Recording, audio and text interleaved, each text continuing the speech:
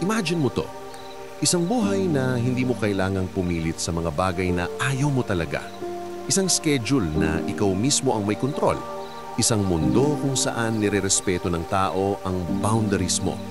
Parang imposible, di ba? Pero hindi. Sa video na to, pag-uusapan natin ang simpleng salita na kayang baguhin ang takbo ng buhay mo. Ang salitang no.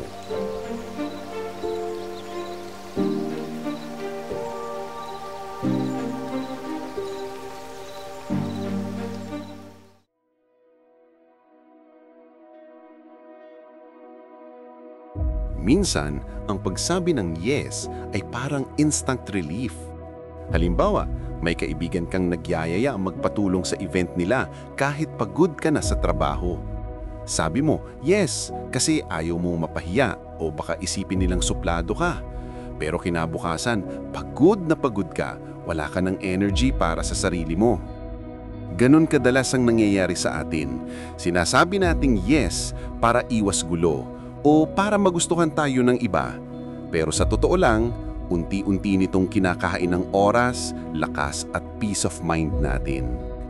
Marami sa atin ang natatakot magsabi ng no dahil gusto nating maging mabait o baka isipin ng iba na hindi tayo helpful. Lalo na ngayon, sa panahon ng social media at constant notifications, parang obligasyon na laging available. Pero ang totoo, hindi mo kailangan sabihing yes sa lahat para mapatunayan na mabuting tao ka.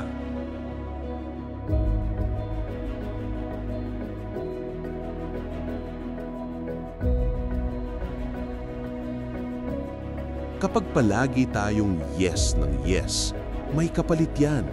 Una, napapagod tayo.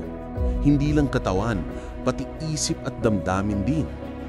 Halimbawa, tinanggap mo lahat ng projects kahit puno na schedule mo. Ang ending, nagmamadali ka, sabog ang gawa at wala ka ng time makipag-bonding sa pamilya. Unti-unti kang nauubos, tapos sisisihin mo sarili mo kung bakit parang wala kang kontrol sa buhay mo.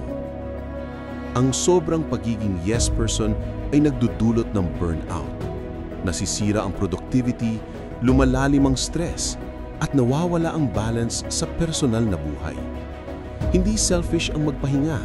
Kailangan yun para magpatuloy ka sa maayos na paraan.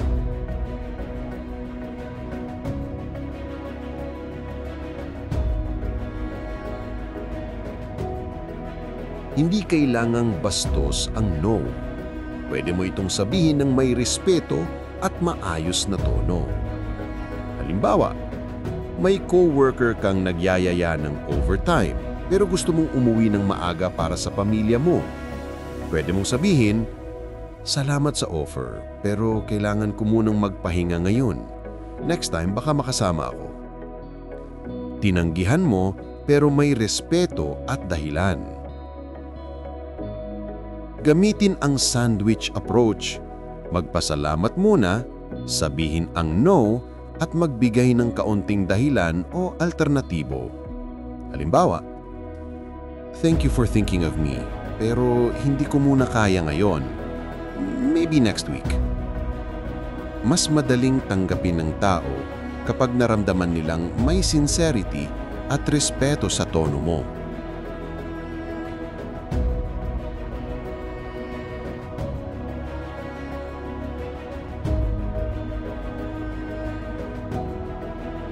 Kapag natutunan mong magsabi ng no, unti-unti mong makikita na dumadami ang oras mo para sa mga bagay na tunay na mahalaga. No sa mga toxic na tao. No sa mga gawain na walang silbi sa growth mo. No sa mga bagay na kumukuha ng peace mo. At sa bawat no mo, binibigyan mo ng yes ang sarili mo. Sa pahinga, sa kaligayahan, sa direksyong gusto mong tahakin. Ang bawat no ay hindi lang pagtanggi. Isa itong pagpili ng kung anong mahalaga. Kapag marunong kang tumanggi, mas malinaw mong nakikita ang priorities mo. Hindi mo kailangan takasan ng mundo. Kailangan mo lang piliin kung saan mo ilalagay ang energy mo.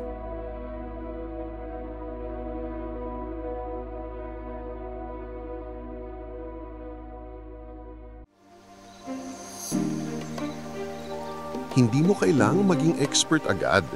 Magsimula sa maliit. Tumanggi sa mga low-stakes na bagay tulad ng pagsama sa event na ayaw mo naman talaga. Pag nasanay ka, mas magiging madali ang magsabi ng no sa mas malalaking bagay. At kapag ginawa mo to, mapapansin mong mas magaan ang buhay. Mas kalmado ka, mas totoo ka sa sarili mo. Kaya ngayong araw, subukan mong isipin, saang parte ng buhay mo kailangan mong matutong magsabi ng no. Simulan mo roon. At tandaan, ang pagpaprioritize sa sarili ay hindi pagiging makasarili. Ito ay respeto sa sarili mo.